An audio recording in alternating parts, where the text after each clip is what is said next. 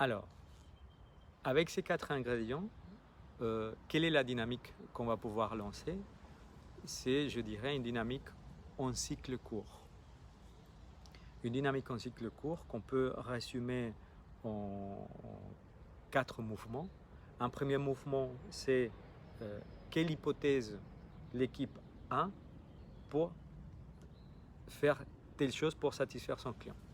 Donc il va prioriser ses hypothèses, il va prendre une première hypothèse et il va se mettre à travailler, à développer ce qu'il faut développer pour rendre ce qu'il pense qui va générer la valeur, pour le rendre réel.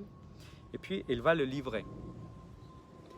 Et une fois qu'il le livre, il faut qu'il essaye de récupérer le plus vite possible le feedback de son client, qu'il apprenne, qu'il en tire les apprentissages nécessaires de l'usage que le client fait de ce que l'équipe lui a livré. Et après ces apprentissages, on va donc effectuer les ajustements nécessaires pour incrémenter la valeur qu'on aura livrée au client. Et ensuite, la boucle se boucle. C'est une boucle, c'est un cercle vertueux. Donc, hypothèse, développement, livraison, en tirer les apprentissages, ajuster et renouveler l'hypothèse, etc.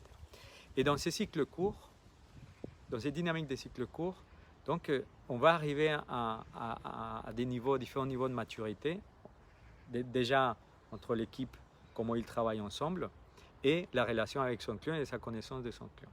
Et petit à petit, l'entreprise va pouvoir aller encore plus loin dans sa transformation, c'est-à-dire dans cette manière différente de travailler ensemble, de générer de la valeur et de satisfaire justement ces 4 grands piliers qu'on a identifiés